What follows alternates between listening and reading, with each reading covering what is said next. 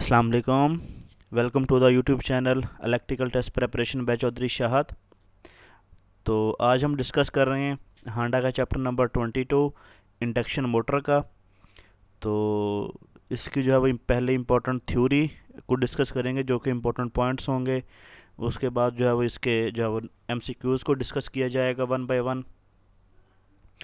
तो चलें स्टार्ट करते हैं। सबसे पहले इंट्रोडक्शन है इंडक्शन मोटर का कि of all AC motor, three phase induction motor is extensively used for various industrial application। Basically मैं थोड़ा सा मोटर का बैकग्राउंड थोड़ा सा डिस्कस कर लूँ कि अगर कोई आपसे पूछे कि मोटर्स की टाइप बेसिकली क्या हैं, तो आप यही बताएंगे कि एक एसी मोटर होती हैं और एक डीसी मोटर होती हैं।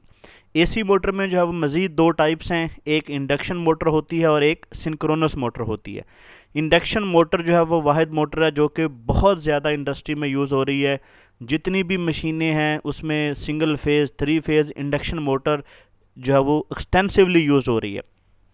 तो इसके हमारे पास एडवांटेजेस बेसिकली क्या क्या होते हैं कि इट इज़ एक्सट्रीमली रजिड कंस्ट्रक्शन, मतलब इसकी कंस्ट्रक्शन बेहतरीन होती है। It has low cost and high reliability, इसकी कॉस्ट कम होती है। इट रिक्वायर्स लीस्ट मेंटेनेंस, इसकी मेंटेनेंस बहुत कम चाहिए होती है। सिंपल इसके जो बेरिंग होते हैं उसको 1 साल बाद ग्रीस चाहिए होती है। अगर कोई बेरिंग डैमेज हो जाए तो बेरिंग को दोबारा रिप्लेस करना होता है और इसकी कोई मेंटेनेंस नहीं रिक्वायर्ड होती इसको। It is has sufficient high efficiency, इसकी एफिशिएंसी हाई है। It is self starting and it need simple arrangement for starting. एक तो ये सेल्फ स्टार्टिंग है, उसके बाद सिंपल अरेंजमेंट चाहिए इसको। सिंपल आप डायरेक्ट ऑनलाइन स्टार्टर छोटी मोटर्स के हवाले से, और जो है वो बड़ी मोटर के हवाले से स्टार डेल्टा स्टार्टर आपको चाहिए होता है, तो ये मोटर जो है वो स्टार्ट हो जाती है। उसके बाद इसकी कुछ लिमिटेशंस भी हैं कि स्पीड वेरिएशन इज़ डिफ़िकल्ट। इसकी जो स्पीड वेरिएशन है, इसको स्पीड को इंक्रीज़ या डिक्रीज़ करना बहुत ज़्यादा मुश्किल है। उसके बाद its speed decreases with increasing load, जैसे हम इस पर लोड इंक्रीज़ करते हैं तो उसकी जो स्पीड होती है वो डिक्रीज़ कर जाती है 3 to 4%। As compared to DC shunt motor it has low starting torque, तो इसका स्टार्टिंग टार्क जो है वो शंट मोटर के बनिस्बत थोड़ा सा लो होता है।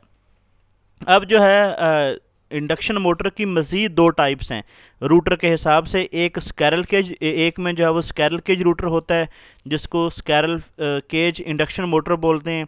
दूसरे में जो है वो फेज़ वाउंड मोटर होता है, रूटर होता है, तो उसको जो है वो वाउंड जो है मोटर बोलते हैं, इंडक्शन मोटर। ठीक है, वाउंड रूटर इंडक्शन मोटर बोलते हैं। ये दो टाइप्स हैं इसकी। उसके बाद स्पीड का फार्मूला इसका क्या है, NS is equal to 120 F/P। F frequency इसकी कितनी है सप्लाई वोल्टेज की, और नंबर ऑफ पोल्स उसके कितने हैं, तो ये उसकी स्पीड जो है वो ज़ाहिर करती है। उसके बाद स्लिप होती है। स्लिप की डेफिनेशन क्या है कि if the supply voltage is constant synchronous speed will also be constant. The rotor of the motor revolves at less than the synchronous speed से n, the difference n minus n is called the slip of the motor. जो basically उसकी जो synchronous speed से जो difference होता है router का, उसको हम स्लिप बोलते हैं। स्लिप परसेंटेज स्लिप का फार्मूला क्या होता है, synchronous speed minus router speed over synchronous speed. तो ये जो है उससे हम उसकी परसेंटेज स्लिप निकाल लेते हैं। और ये स्लिप जो है usually range lies in the 0 to 5%। ये 0 to 5% जो है वो बेसिकली जो है रेंज में ये लाई करती है इसकी स्लिप इंडक्शन मोटर की। उसके बाद है the condition for maximum torque under any condition क्या होती है कि उसकी जो रेजिस्टेंस है वो स्लिप मल्टीप्लाई बाय उसकी जो रिएक्टेंस है उसके इक्वल होनी चाहिए। अगर उसकी रेजिस्टेंस जो है वो स्लिप मल्टीप्लाई बाय रिएक्टेंस के इक्वल है तो उसकी जो induction the condition of maximum torque under any condition, उसकी ये कंडीशन हो पूरी फुलफिल हो तो मैक्सिमम टार्क जो प्रोड्यूस होगा। उसके बाद है कि when S is very low, जब आपकी स्लिप लो होगी the term SX2 can be neglected, तो हम जो है उसकी जो रिएक्टेंस होती है उसको नेगलेक्ट कर सकते हैं। सो दैट द जो टार्क होगा वो डायरेक्टली प्रोपोर्शनल टू स्लिप होगा। At the high value of the slip, तो उसकी जो रेजिस्टेंस का स्क्वायर में बी नेगलेक्टेड सो दैट, तो यहाँ पे जो टार्क होगा वो inversely proportional to the slip. जब स्लिप स्मॉल होगी तो torque directly proportional to slip होता है। जैसे ही आपकी स्लिप हाई हो जाती है तो आपका जो टार्क है वो इन्वर्सली प्रोपोर्शनल टू स्लिप होता है। तो यहाँ पे ये रिलेशन भी बताया गया उसने, the torque is inversely proportional to the slip. The slip torque curve start the zero and torque first increase approximately according to straight line law the reaches the maximum value, जहाँ पे आपकी जो resistance है वो reactance के equal हो जाती है, so that decreases according to the reactance parabolic law. उसके बाद है कि जो स्टार्टिंग ऑफ इंडक्शन मोटर है, जो आपका स्टार्टिंग करंट होता है, induction motor draws a large starting current which is almost 6 to 7 time the rated full load torque, कि जो 6 to 7 टाइम जो होता है टार्क इसका फुल लोड करंट का, ये स्टार्टिंग में लेती है इंडक्शन मोटर आपकी। उसके बाद starting of slip ring motor. Slip ring motor को बेसिकली हम स्टार्ट कैसे करते हैं कि उसमें एक rheostat is provided in the rotor circuit during starting. The rheostat will be maximum resistance position and resistance being gradually cut off as the motor speed up. Basically जो आपकी इंडक्शन मोटर है ना, इसका जो स्टार्टिंग टार्क है वो increase कैसे करते हैं, अगर हम जो आपका रूटर है उसकी रेजिस्टेंस इंक्रीज़ कर दें तो आपका जो मोटर का स्टार्टिंग टार्क है वो इंक्रीज़ हो जाता है। तो ये जो चीज़ है ये स्क्विरल केज रूटर में पॉसिबल नहीं होती, लेकिन जो आपका वाउंड रूटर होता है वहाँ पे ये चीज़ पॉसिबल होती है, क्योंकि वाउंड रूटर में जो है वहाँ पे हम स्लिप रिंग यूज़ करते हैं, जैसे हम जो है वो डीसी मोटर में यूज़ करते हैं स्लिप रिंग, तो उसी तरह इंडक्शन मोटर के वाउंड रूटर में भी हम स्लिप रिंग यूज़ करते हैं। तो जब मोटर को हम स्टार्ट करते हैं तो स्लिप रिंग की मदद से जो है वो सेंटर जब क्योंकि जो आपकी इंडक्शन मोटर है, थोड़ा सा मैं इसके प्रिंसिपल पे थोड़ी सी बात कर लूँ कि इंडक्शन मोटर में हम क्या करते हैं। मैं एक डायग्राम भी आपको एक दफ़ा कर लेता हूँ, ठीक है। हम क्या करते हैं कि स्टेटर को जो है वो 3 फेज़ सप्लाई देते हैं इंडक्शन मोटर के, और 3 फेज़ जब सप्लाई देते हैं तो आपका जो 3 फेज़ होता है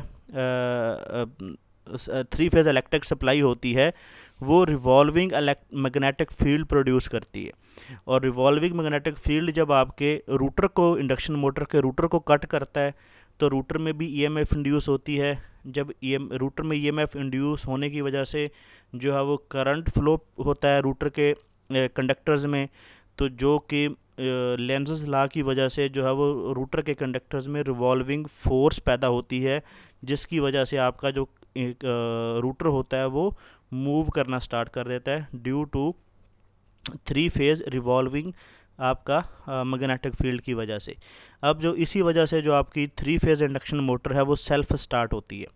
अब क्या होता है कि जो रूटर के जैसे स्क्विरल के रूटर की बात करें तो उसमें जो है वो कंडक्टर हम इम्बेंड करते हैं, और वो जो कंडक्टर होते हैं वो दोनों एंड से शॉर्ट सर्किट होते हैं एक रिंग की मदद से। जितने भी कंडक्टर हैं, फ़र्ज़ किया उसमें हमने 7 कंडक्टर लगाए हैं या 9 लगाए हैं, तो जितने भी कंडक्टर होंगे वो सारे आपस में एक रिंग की फॉर्म में जो है वो दोनों तरफ से रिंग की मदद से वो शॉर्ट सर्किट होते हैं। तो जब उसमें करंट फ्लो करता है तो उस वजह से जो है वो रिवॉल्विंग फोर्स पैदा होती है आपके रूटर में। तो लेकिन जो है वो जब हम स्क्विरल केज रूटर की बात करते हैं, क्योंकि स्क्विरल केज रूटर में जो है वो कंडक्टर की जो रेजिस्टेंस होती है वो लो होती है।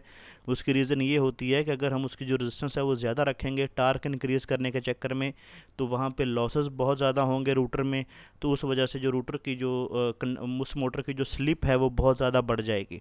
तो उस वजह से हम जो ये हमारे लिमिटेशन है कि हम जो है वो स्क्विरल केज रूटर में जो रेजिस्टेंस है रूटर कंडक्टर्स की वो ज़्यादा नहीं रख सकते। लेकिन जब हम बात करते हैं वाउंड रूटर इंडक्शन मोटर की, तो उसमें भी यही फिनोमेना होता है कि स्टेटर तो सेम रहता है, लेकिन हम जो है वो रूटर वहाँ पे जो है वो वाउंड रूटर लगा देते हैं। मतलब उसके रूटर में भी जो है वो वाइंडिंग होती है प्रॉपर, उसमें भी बेसिकली पोल्स होते हैं, जितने स्टेटर में पोल होते हैं उतने ही हम रूटर में पोल बना देते हैं। लेकिन उन जो वो वाइंडिंग्स को हम स्लिप रिंग की मदद से जो है वो एक्सटर्नल कनेक्शन प्रोवाइड करते हैं। तो उसमें बेसिकली क्या होता है कि हम जो है वो रूटर को भी बेसिकली सप्लाई देते हैं। जैसे हम जो है वो अगर हम सिंक्रोनस मोटर जब पढ़ेंगे तो वहाँ पे हम देखेंगे कि वहाँ पे भी हम रूटर को जो है वो सप्लाई देंगे, डीसी सप्लाई देंगे। लेकिन इंडक्शन मोटर में क्या होता है कि हम जो रूटर को सप्लाई देते हैं वो बेसिकली जो रूटर के अंदर जिस फ्रीक्वेंसी का करंट इंड्यूस हो रहा होता है उसी फ्रीक्वेंसी का जो है वो करंट सप्लाई करते हैं रूटर के अंदर। और वो जो रूटर के अंदर करंट्स की जो फ्रीक्वेंसी है वो कैसे निकालते हैं जो सप्लाई की फ्रीक्वेंसी होती है, अगर उसको स्लिप से मल्टीप्लाई करते हैं तो जो हमारे पास फ्रीक्वेंसी आएगी वो रूटर कंडक्टर की फ्रीक्वेंसी आएगी। तो फ़र्ज़ किया है कि हमारे पास स्लिप जो है 5% है और आपकी जो फ्रीक्वेंसी है वो 50 हर्ट्ज़ है। तो हम 5% को अगर 50 से मल्टीप्लाई करें तो हमारा आंसर जो बनेगा वो 2.5 बनेगा। तो इसका मतलब जो रूटर के अंदर जो करंट इंड्यूस हो रहा है उसकी जो फ्रीक्वेंसी है वो 2.5 हर्ट्ज़ है। तो अगर हमने उस जो है वो रूटर के अंदर ईएमएफ इंजेक्ट करनी है तो हम 2.5 हर्ट्ज़ फ्रीक्वेंसी की उसमें ईएमएफ इंजेक्ट करेंगे। इससे कम ज़्यादा करेंगे तो उससे जो है वो रूटर के बेसिकली जो है वो फ़ायदा नहीं होगा और उसमें जो है वो हमारे रूटर में अनबैलेंसिंग प्रोड्यूस करेगा वो। तो ये काम हम जो है वो स्कैरल केज रूटर में नहीं कर सकते, लेकिन हम जब हम वाउंड रूटर इस्तेमाल करते हैं तो वहाँ पे करते हैं। लेकिन जो ये जब हम सप्लाई ये ईएमएफ इंजेक्ट करते हैं रूटर में, ये उस वक्त करते हैं जब हमारी जो मोटर है वो रनिंग कंडीशन में आ जाती है। तो अब जब स्टार्टिंग में होता है कि हमने जो है वो स्टार्टिंग में टार्क उसका इंक्रीज़ करना है, तो उसका एक ही मेथड है कि हम जो है वो रूटर की रेजिस्टेंस जो है वो इंक्रीज़ कर दें।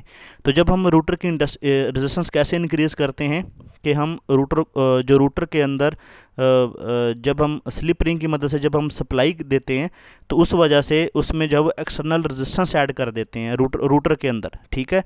तो उस वजह से जो इंडक्शन मोटर है उसका जो स्टार्टिंग टार्क है वो इंक्रीज़ हो जाता है। तो ये जो है वो इस तरह वाउंड रूटर जो है वो उसका जो स्टार्टिंग टार्क है वो हाई स्टार्टिंग टार्क वाले जितने भी लोड होते हैं उनको स्टार्ट करने में ये हमारी हेल्प करता है। तो इस तरह जो हमारी इंडक्शन मोटर स्कैरल केज वाली, रूटर वाली और जो वाउंड रूटर वाली, ये दोनों काम करते हैं। अब हम दोबारा आते हैं इसी टॉपिक के हवाले से कि जहाँ से हमने ये स्टार्ट किया था, यहाँ से ये देखें कि इस तरह जो है वो ये हमारी जो हमारा रूटर है उसकी 3 वाइंडिंग है और इनको हमने स्लिप रिंग की मदद से बाहर ले आए और बाहर से हमने जो है वो ये रेजिस्टेंस एक्सटर्नल ऐड करके ये यहाँ पे हमने शॉर्ट किया है तीनों को। जैसे इंडक्शन मोटर की बात की थी हमने स्कैरल केज की, उसके तो जो है वो रूटर के अंदर ही कंडक्टर जो है वो रिंग की फॉर्म में शॉर्ट सर्किट होते हैं, तो ये हम जो वाइंडिंग है इसको बाहर शॉर्ट सर्किट करते हैं।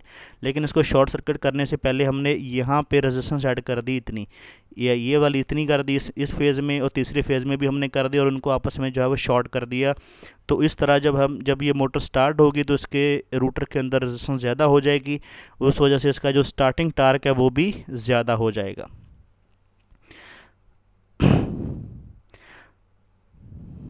अब जो है वो ये बहुत मोस्ट इम्पॉर्टेंट जो है वो ये बेसिकली चार्ट है कि जितने भी आपके इंडक्शन मोटर के फैक्टर्स हैं जो कि सप्लाई वोल्टेज के साथ वेरी करते हैं, उनका जो है वो रिलेशन यहाँ पे दिया गया है कि जो आपके सप्लाई वोल्टेज हैं उसका जो रिलेशन है सिंक्रोनस स्पीड के साथ वो कोई रिलेशन नहीं है। भले आपके वोल्टेज जो है वो कम हो या ज़्यादा हो तो आपकी सिंक्रोनस स्पीड वही रहेगी। लेकिन परसेंटेज स्लिप के साथ इसका जो रिलेशन है सप्लाई वोल्टेज का स्लिप के साथ जो है वो inversely proportional, square of the inversely proportional, ठीक है। कि सप्लाई स्लिप जो है वो आपकी सप्लाई वोल्टेज के स्क्वायर के इन्वर्सली प्रोपोर्शनल है। और उसके बाद आपकी जो स्टार्टिंग करंट है वो सप्लाई वोल्टेज के डायरेक्टली प्रोपोर्शनल है। जो आपका स्टार्टिंग टार्क है और रनिंग टार्क है वो भी आपका सप्लाई वोल्टेज के स्क्वायर के डायरेक्टली प्रोपोर्शनल है। अब यहाँ पे उसने रिलेशन दिया कि अगर आपके जो वोल्टेज हैं वो 10% डिक्रीज़ हो गया सप्लाई वोल्टेज, तो आपकी जो स्लिप होगी वो 20% 25% आपकी इंक्रीज़ हो जाएगी। उसकी रीज़न क्या है कि जो स्लिप है वो सप्लाई वोल्टेज के स्क्वायर के इन्वर्सली प्रोपोर्शनल है। अगर वोल्टेज डिक्रीज़ करेंगे तो स्लिप आपकी इंक्रीज़ करेगी, और अगर आपकी जो वोल्टेज है यहाँ पे उसने 10% डिक्रीज़ किए हैं तो स्लिप आपकी 25% इंक्रीज़ करेगी। स्लिप बेसिकली क्या होता है कि जब जैसे ही वोल्टेज आपके डिक्रीज़ किए आपकी जो रूटर की स्पीड है वो भी डिक्रीज़ हो गई 25%। अब आपकी जो फुल लोड स्पीड है वो भी 15% डिक्रीज़ हो जाएगी, और उसके बाद जो स्टार्टिंग करंट है वो आपका डिक्रीज़ हो जाएगा। जब आपके वोल्टेज डिक्रीज़ होंगे तो स्टार्टिंग करंट भी डिक्रीज़ हो जाएगा, लेकिन आपका फुल लोड करंट इंक्रीज़ हो जाएगा। उसकी रीज़न ये है कि फुल लोड करंट में क्या होता है कि V=IR वाला फार्मूला, कि यहाँ पे अब हमारा जो है वो ओहम लॉ अप्लाई होगा क्योंकि ये सर्किट है। उसकी रीज़न ये कि जब हमारे वोल्टेज डिक्रीज़ होंगे तो करंट हमारा क्या करेगा, इंक्रीज़ करेगा। तो यहाँ पे हमारा ओहम लॉ यूज़ हो रहा है, तो फुल लोड करंट उसका इंक्रीज़ हो जाएगा।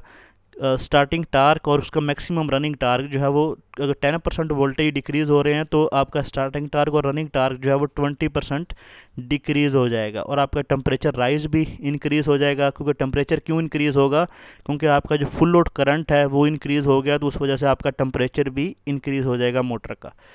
तो इस तरह अगर इसने 10% जो है वो वोल्टेज इंक्रीज़ कर दिए, जब 10% वोल्टेज इंक्रीज़ होंगे, जो स्लिप होगी वो 17% रिड्यूस हो जाएगी, और आपकी जो फुल लोड स्पीड है वो इंक्रीज़ हो जाएगी, आपका स्टार्टिंग करंट इंक्रीज़ हो जाएगा, लेकिन आपका फुल लोड करंट इंक्रीज़ होगा। अब यहाँ पे फिर वही ओम लॉ कि आपका V is equal to I R, के जब आपके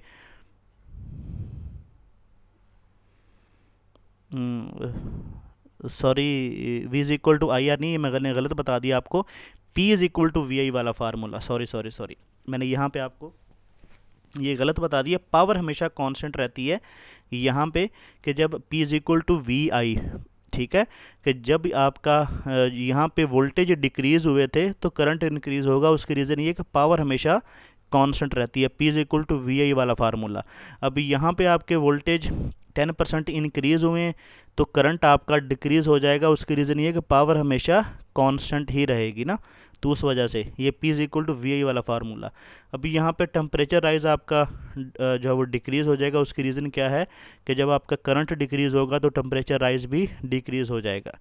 अब starting and maximum running torque जो है वो आपका वो इंक्रीज़ होगा। उसकी रीज़न ये है कि जब सप्लाई वोल्टेज 10% इंक्रीज़ हुए तो ये जो स्टार्टिंग टार्क है, करंट है, ये आपका सप्लाई वोल्टेज के स्क्वायर के डायरेक्टली प्रोपोर्शनल है। तो इस वजह से तो आपका जो है वो 20%। अब यहाँ पे अगर हमारा टेम्परेचर राइज जो है वो करंट वोल्टेज इंक्रीज़ होने से डिक्रीज़ हो रहा है और करंट भी डिक्रीज़ हो, तो उसकी रीज़न ये कि हम वोल्टेज ज़्यादा क्यों नहीं रखते। उसकी रीज़न ये है कि जो हमारी वोल्टेज जो हमारी होती है इंसुलेशन होती है वो रेटेड वोल्टेज पे डिज़ाइन होती है। अगर हम वोल्टेज उस पर ज़्यादा कर देंगे तो इंसुलेशन पे स्ट्रेस आएगा, जिसकी वजह से आपकी जो इंसुलेशन है वो जहाँ पे वीक होगी वहाँ से वो बर्न हो जाएगी। तो इस वजह से हम जो है वोल्टेज रेटेड वोल्टेज से ज़्यादा नहीं करते। अब जो है वो दूसरा टेबल है जिसके जो है वो फ्रीक्वेंसी के साथ डिफरेंट रिलेशन है। अगर फ्रीक्वेंसी जो आपकी सिंक्रोनस स्पीड है वो डायरेक्टली प्रोपोर्शनल टू फ्रीक्वेंसी है, जो फुल लोड स्पीड है वो आपकी डायरेक्टली प्रोपोर्शनल टू फ्रीक्वेंसी है, स्टार्टिंग करंट जो है वो इन्वर्सली प्रोपोर्शनल टू फ्रीक्वेंसी है, और आपका जो स्टार्टिंग टार्क और मैक्सिमम रनिंग टार्क है वो इन्वर्सली प्रोपोर्शनल टू फ्रीक्वेंसी के स्क्वायर के है।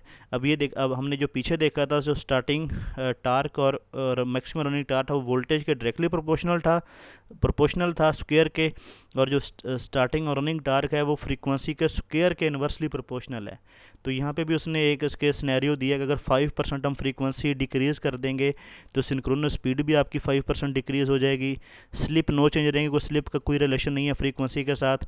उसका फुल लोड स्पीड है वो 5% डिक्रीज़ हो जाएगी। स्टार्टिंग करंट उसका इंक्रीज़ हो जाएगा 5% क्योंकि ये इन्वर्सली प्रोपोर्शनल है।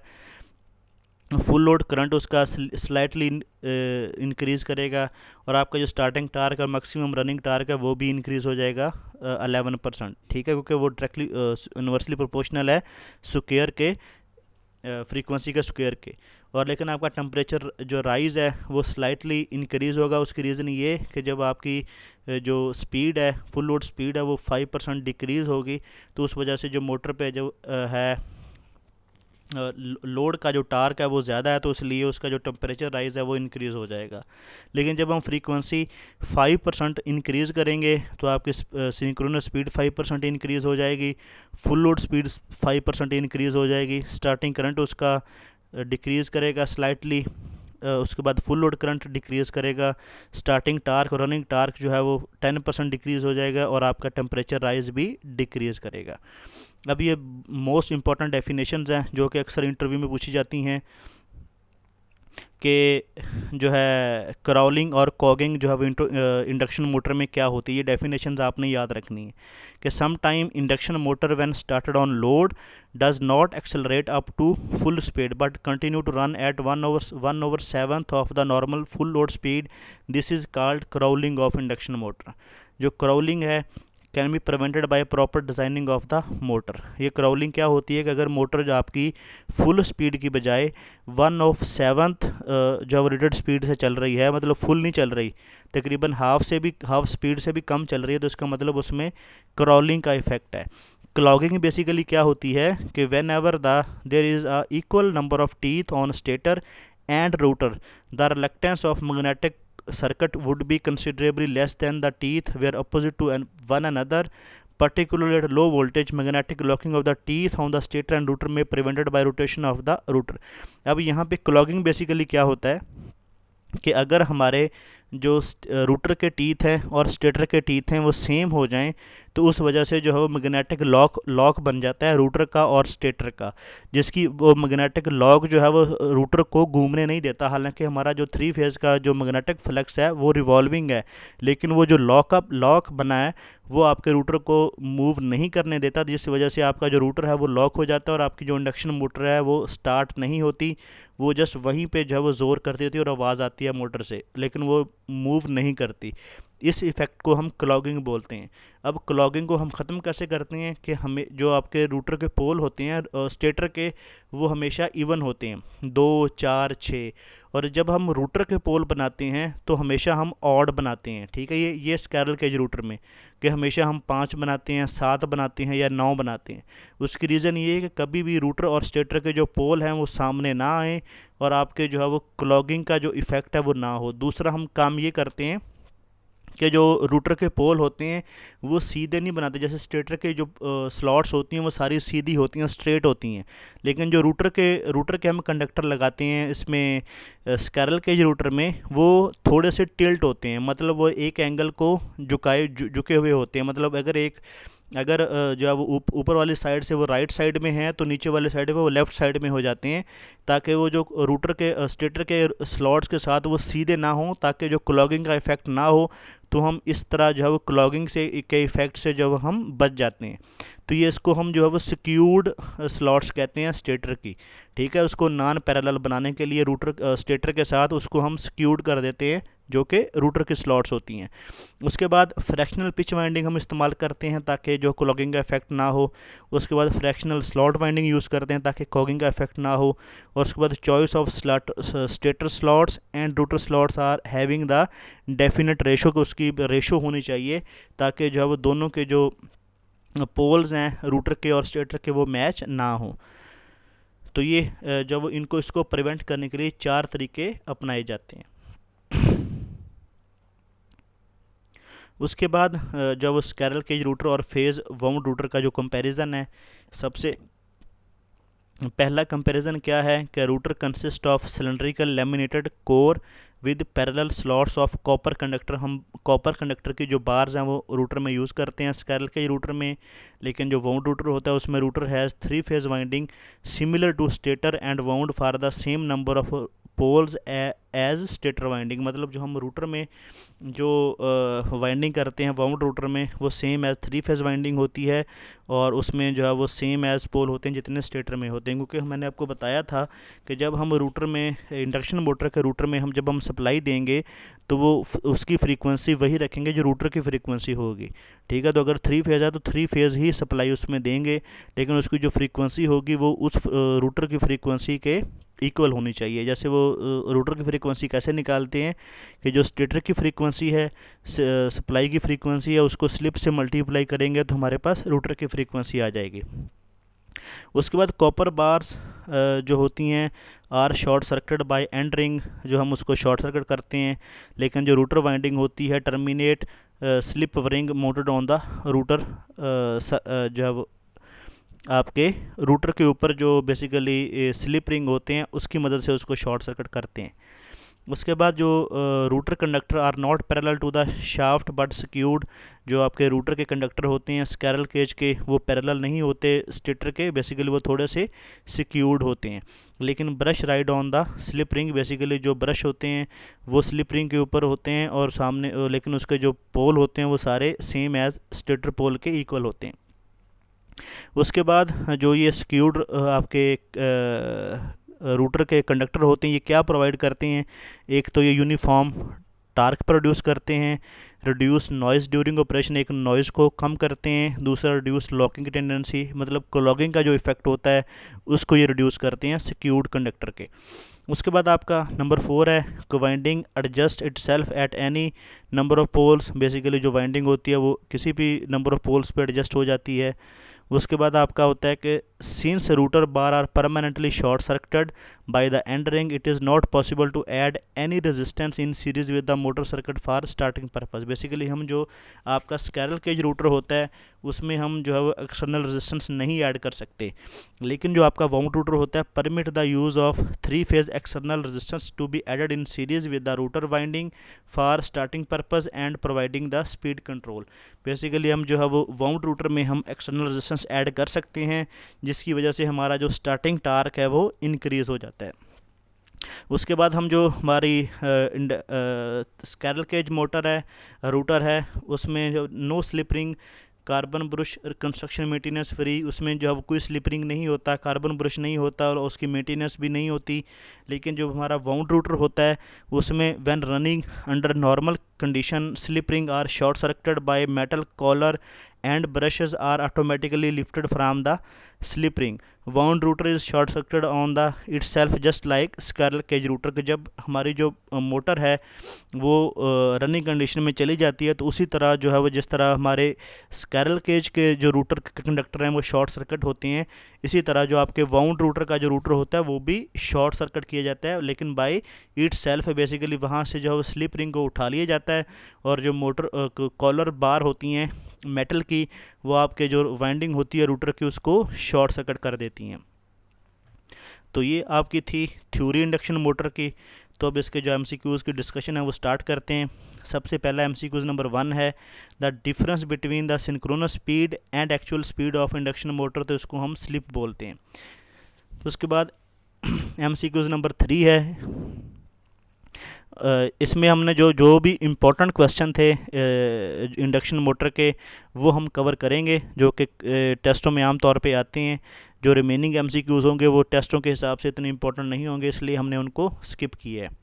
उसके बाद एमसीक्यूज़ नंबर 3 है कि 3 phase 440 volt 50 hertz induction motor has slip 3%, कि उसके 3% स्लिप है तो उसके रूटर की फ्रीक्वेंसी कितनी होगी, जैसे मैंने आपको बताया था कि supply frequency multiply by slip, तो आपके पास रूटर की फ्रीक्वेंसी आ जाएगी। तो अगर 50 को आप 3% से मल्टीप्लाई करेंगे तो आपकी 1.5 हर्ट्ज़ आपका आंसर आएगा, जो कि रूटर की फ्रीक्वेंसी होगी।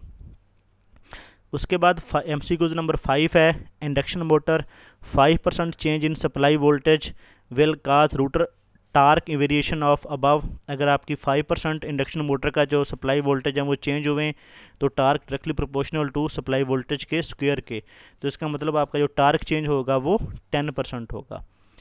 तो ये था हमारा पार्ट नंबर 1 इंडक्शन मोटर के चैप्टर का। तो रिमेनिंग एमसीक्यूज़ हम पार्ट 2 में डिस्कस करेंगे। तो अगर वीडियो अच्छी लगी हो तो वीडियो को लाइक कर दें, शेयर कर दें और चैनल को सब्सक्राइब कर लें ताकि आने वाली वीडियो का नोटिफिकेशन आपको मिल सके।